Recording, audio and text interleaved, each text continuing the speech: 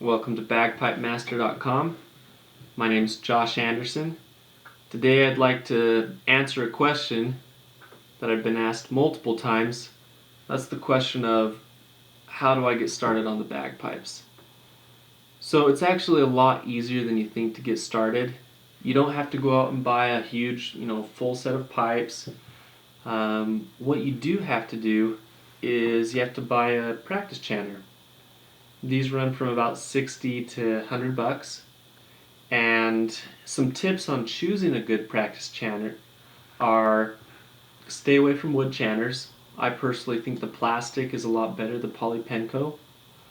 Buy a practice chanter that's considered longer, meaning it's size regular or size long. I recommend that because when you buy a smaller medium or small size chanter, the fingering will actually start to scrunch together because it's a shorter chanter, and that fingering really doesn't exist on the full set of pipes. The full set of pipes chanters are almost always considered regular or long. So do yourself the favor and buy a chanter, practice chanter, that has the same fingering style of regular or long. That way when you transition to the full pipes, it'll feel very natural. Another recommendation with choosing the practice chanter are, you don't have to get like the name brand. There's a lot of good brands out there, but I would do a little research and stick with the name that's a little more well known. Something like mine's a Gibson. I've had really good luck with this. Works great. It's in great quality, and it's probably 20 years old. I got it used. It's a really good chanter. There's other good names out there. I know Dunbars are really popular. McCollum's are great. So, just to throw out some of my favorite names, I'd say Gibson, Dunbar, and McCollum for practice chanters. The inside, I would say choose, as far as a reed. If it comes with a reed, great. You don't have to worry about it. If it doesn't, then you'd probably have to buy a reed, and make sure that you buy a reed that's not a bagpipe chanter reed, because that's different than a practice chanter reed. That's very important, because if you try and put a bagpipe chanter reed in a practice chanter, it's not going to work. It's going to sound terrible. Practice chanters reeds are usually made out of plastic. I think this one's a McCollum. I also like Walsh. Walsh are really good. Gibson reeds, I like the chanter, and the reeds are good, but I think it's not my favorite. I like the Walsh or the McCollum reeds better for chanter. I've had a little better luck with those. Every bagpiper will have different opinions on reeds, so I'm not saying one reed's better than the other. I'm just telling you what I've had the good luck with. Other tips about getting started on bagpipes. I'd say an important thing with getting started is, what do you want to do with it? Do you want to use bagpiping for just occasional hobby?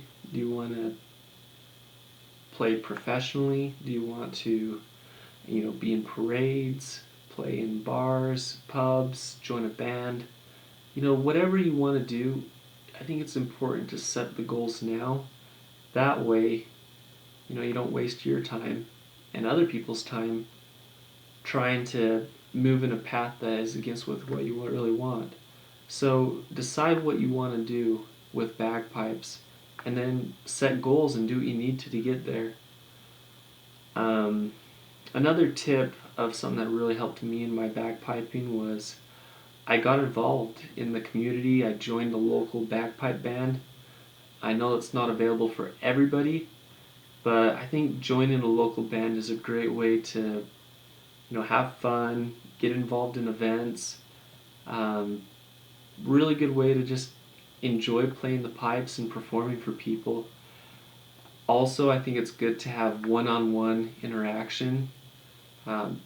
You're welcome to watch all these videos and tutorials on bagpipemaster.com, but I would recommend getting the actual instructor eventually, because they can help you and catch techniques that a recording can't, obviously.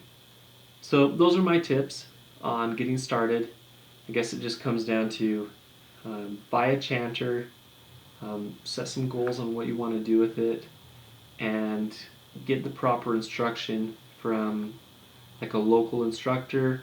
Watch my videos, and one last thing, some other resources that you may need is you'll need sheet music. You can get some basic sheet music of scales on my website and some songs. You'll need the sheet music to get started.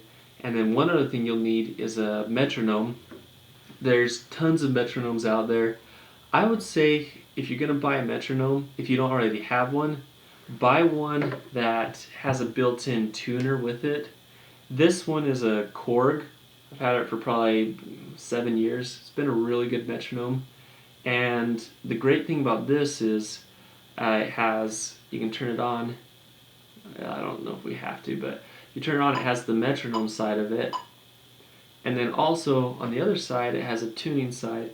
So if you're going to buy a metronome, you might as well buy one for 20 bucks that has the built-in tuner versus buying a metronome and then later when you get on the pipes and you need the tuner, buying another additional tuner.